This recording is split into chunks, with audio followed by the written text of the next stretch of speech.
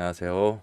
예, 방송대 시간입니다. 지금 이제 과제 제출 기간이 얼마 남지 않았어요. 9월 30일부터 제출을 해야 되는데, 되게 과제들 마무리들 하셨나요? 아니, 마무리하기에는 좀 이른 시간이긴 하죠. 예, 그런데 이제 저는 4개 과목에 대해서 일단 과제가 제출이 됐는데, 주말을 활용해가지고 과제를 모두 마무리를 했는데, 예, 상당히 그 집중을 요하는 과제이긴 했습니다. 그래서 좀 뭐 순탄하게 하긴 했지만 그래도 쉽지 않은 과제이긴 했어요. 30점을 받기가 좀 어려운 그런 것 같습니다. 그래서 제가 이번에 또 과제를 어떻게 했는지 그거를 좀 이야기를 해보려고 합니다. 참고가 될 수 있을지는 모르겠어요. 왜냐면은 과제를 어떻게 작성했는지 글 자체를 보여줄 수는 없는 거기 때문에. 그렇죠. 그래서 이전에 제가 했던 과제는 공개를 하는데, 지금 요번에 하고 있는 과제는 이제 공개를 할 수가 없는데, 뭐 과목이 그 같아야지 그것도 뭐 유용한 거지,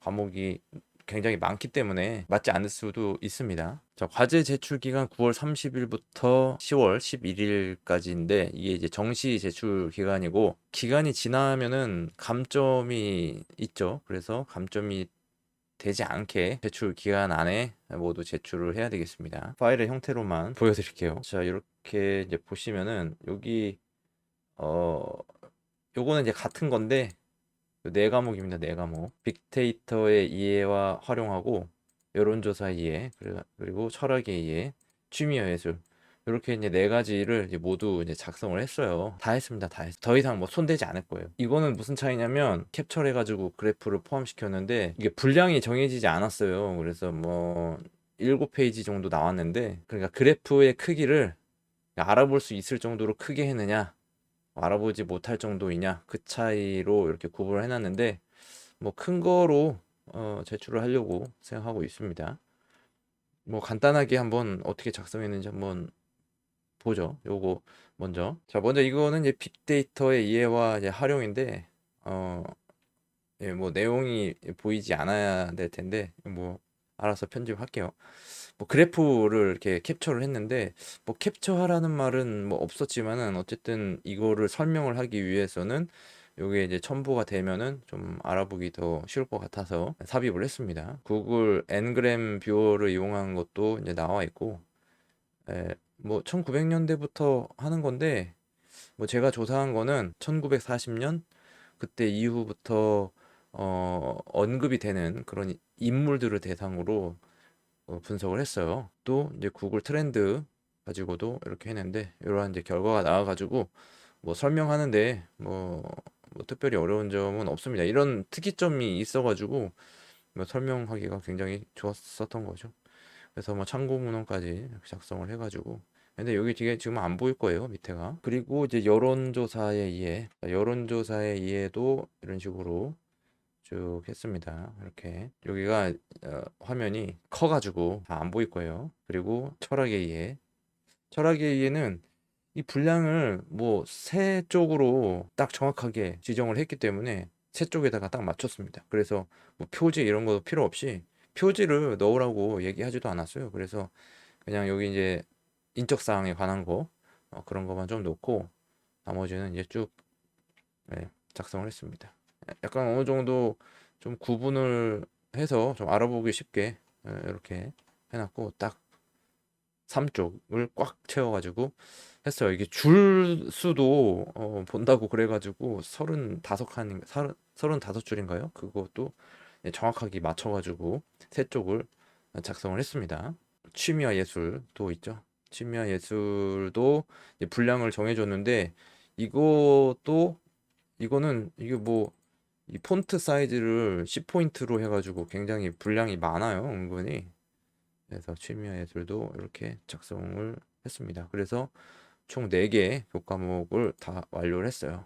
자, 어떻습니까? 분발해야겠다는 생각이 좀 들지 않나요? 이게 뭐 점수하고는 뭐 크게 연연하지 않습니다. 점수에 연연하지 않고, 이 과제를 어쨌든 내가 자기 만족껏 작성을 완료했다, 뭐 거기에 의미가 있는 것이지, 이제 이거를 제출하고 나면 제 손을 떠나는 거예요. 더 이상 건들지 않을 겁니다. 그냥 9월 30일 딱 되면 그냥 딱 제출할 거예요. 이거 평가하는 사람의 이제 주관에 달려 있는 거지, 이 점수를 만점 받고 그렇지 않고는 제 선이 아닙니다. 근데 지금까지 해왔었던 그런 패턴을 보면 뭐 이 정도 수준에서 글을 쓰면 어느 정도 이제 최소한 못해도 27점 정도는 맞아 왔으니까 만점이 아니더라도 뭐 27점, 28점, 29점만 맞더라도 뭐 충분히 만족하게 생각합니다. 그래서 더 이상 안 건들 거예요. 이거를 글을 쓰면서 그 의도에 맞게 또 논리적으로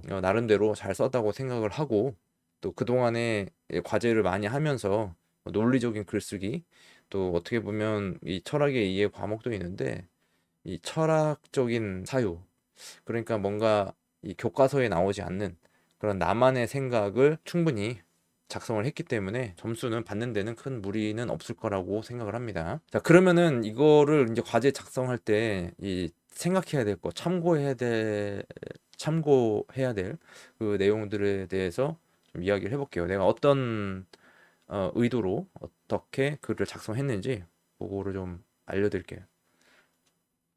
뭐 점수는 이제 뭐 제가 이전에 했던 과제는 올려놓잖아요. 거기서 보면은 뭐 30점 받은 것도 있고 대부분 30점 받은 과목들이 비율이 굉장히 높아요. 그래서 뭐 이렇게 알려줘도 괜찮을 것 같습니다. 자, 일단은 요번에 과제의 그 출제 의도를 보면은 심지어 교과서를 보지도 말고 그냥 자기의 글을 쓰라. 그런 그 지시가 많이 있거든요. 참 쉬울 수도 있고 어려울 수도 있어요. 내가 이 어떤 분야에 대해서 생각을 그동안에 많이 해왔고 관심이 있는 분야라면 글을 쓰기가 굉장히 쉬운데 전혀 내가 관심 두지 않았던 그런 분야에 대해서 글을 쓰려고 하면은 이 리서치하는 그 시간이 많이 들거든요.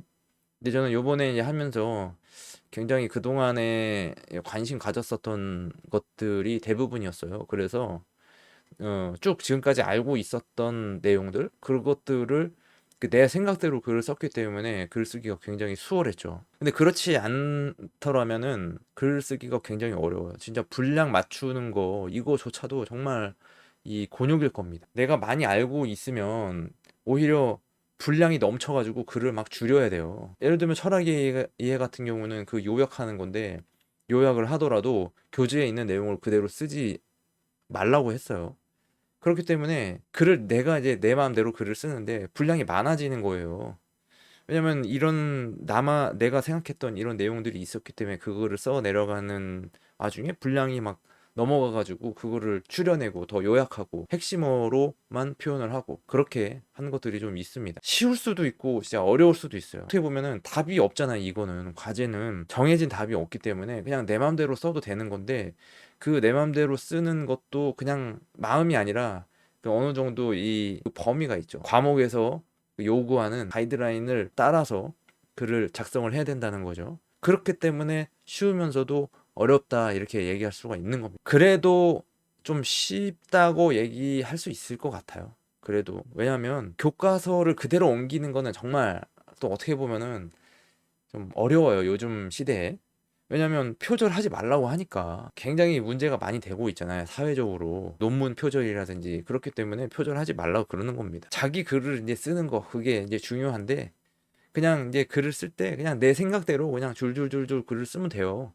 무엇을 쓸까 이렇게 고민하는 게 아니라 내가 지금 무엇을 써야 할지 이렇게 생각이 든다면 그것을 쓰면 돼요. 그냥 그러면 이제 쓰다 보면은 이게 뭔가 이게 나오는 거죠. 뭔가 막 나오면은 나중에 쭉 읽어보면서 이제 뺄 거 빼고 거기에 또 추가적으로 넣을 거 넣고 또 이제 참고 문헌 같은 거를 좀 활용을 해야 되겠죠. 지식을 뭐 이미 알고 있다면야 뭐 참고 문헌이 굳이 필요가 없을 수도 있겠지만 그 분야에 대해서 전혀 알지 못하면은 다른 참고 자료를 좀 읽어볼 필요가 있습니다. 뭐 인터넷이 많이 있으니까 그런 것들을 이제 활용하면 되겠고요. 자, 이제 두 번째로 이제 마감일입니다. 마감일.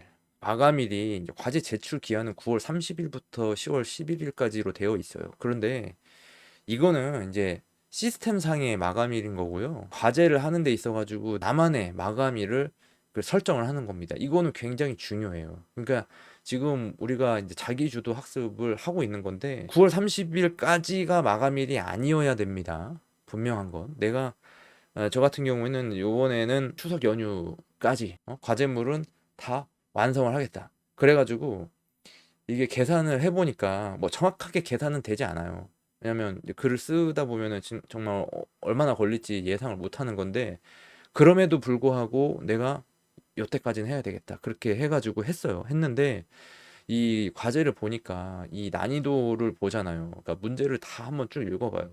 그렇게 했을 때 사실 어려운 거부터 해야 되는 게 맞긴 한데, 내가 시간을 좀 효율적으로 사용하기 위해서, 그러니까 지난번에 얘기했지만 과제를 할 때는 이제 주말을 활용해 가지고 과제를 해야 된다고 이야기를 했었어요. 왜냐면 그러니까 온전히 그 집중할 수 있는 시간이 필요한 거거든요. 그러니까 평일날 뭐 직장 이제 다니시는 분들 저처럼 직장을 다니게 되면 이게 집중이 안 돼. 집에 와가지고 할 시간이 별로 없어요. 그래서 온전히 그 과제에만 집중할 시간이 없습니다. 그러니까 이게 이제 집중이라는 게 이제 뭔 얘기냐면, 이제 예를 들어 6시간이다. 그럼 6시간 내내 이렇게 하는 게 아니에요. 그래서 주말에 9시나 10시부터 아침에 시작을 했다고 쳐요. 그럼 내가 글을 막 써 내려가기 시작을 해. 글을 쓰다가 잠시 멈출 때가 있어요. 그러면 또 다른 걸 해요. 그냥 다른 걸 하다 보면 또 그 과제에 대해서 생각이 나요. 그럼 그때부터 또 써 내려가는 거예요. 그런 식의 이제 집중을 이야기하는 겁니다. 내가 생각이 안 날 때는 그거 생각을 하려고 억지로 노력하지 말고, 그냥 생각이 안 나면 안 나는 대로 그냥 접어두고 또 다른 걸 하는 거예요. 다른 걸 하다 보면 또 그거에 대해 생각이 나니까 그거를 또 다시 이어서 또 해 나가면 되는 건데, 물론 뭐 평일에도 뭐 그렇게 할 수는 있겠지만 이게 굉장히 텀이 길기 때문에 그 생각을 바로 이 글로 작성하기가 어려운 거거든요. 내가 생각이 났어. 근데 일하고 있어. 그러면 나중에 가서 그걸 써야지. 그게 잘 안 된다는 거예요. 그러니까 생각이 날 때 쓰고, 생각이 안 나면은 내버려 두고, 생각이 나면 또 바로 쓰는 거예요. 그런 식으로 해야 하기 때문에 이제 주말을 활용해라. 그런 이야기를 했던 거거든요. 저는 이제 평일에도 이거를 했어요. 평일에도 일주일 동안에 2개를 이제 끝냈는데, 이제 취미와 예술하고 이제 철학의 이 두 가지를 평일 동안에 한 겁니다. 그리고 이제 주말에 나머지 빅데이터의 이해 활용하고 여론조사의 이해, 이거를 이제 한 거죠. 근데 사실 이렇게 보면은 순서를 보면은 가장 쉬운 거를 먼저 했고 가장 어려운 거를 가장 나중에 한 것 같아요. 이때까지 마감일을 정해놓고 이때까지는 반드시 끝내야겠다는 생각으로 이걸 해야 돼요. 그래서 어제 다 끝내고 오늘 이제 교재 읽는 거 마무리 짓고, 그렇게 이제 주말이 이제 끝나게 됐죠. 그래서 굉장히 나름대로 계획적으로 진행이 됐고 성과가 있었죠. 그래서 좀 여유가 생겼습니다. 9월 30일까지는 과제에 대해서 신경을 안 써도 되고, 나중에 이제 출석 수업 과제가 나올 텐데 거기 그때 나올 때도 또 집중을 해가지고 해야 되겠죠. 분명한 거는 마감일을 정해라 이겁니다. 자, 그 다음에 이것도 굉장히 중요한데요. 함께 학습하기예요. 이게 뭐냐면, 자, 지금 나름대로 여러분들이 멀티미디어 강의도 듣고 또 교재도 읽고 이렇게 하고 있을 텐데 그 순서가 있어요. 이 순서를 어떻게 해야 되냐? 일단 과제가 나온 거를 봐야 되겠죠. 과제가 어떤 과목이 과제가 나왔는지 일단 보고 거기에 맞춰 가지고 교재 읽기를 하는 거예요. 근데 저는 이제 그렇게 했습니다. 왜냐면 물론 이제 반복 학습이 되긴 해요. 그러니까 내가 다른 공부를 먼저 해놓고 이제 과제를 할 때 또 그 공부를 할 수도 있어요. 그러면 반복이 되겠죠. 근데 이제 시간적으로 봤을 때 좀 비효율적이다 이렇게 보는 거죠.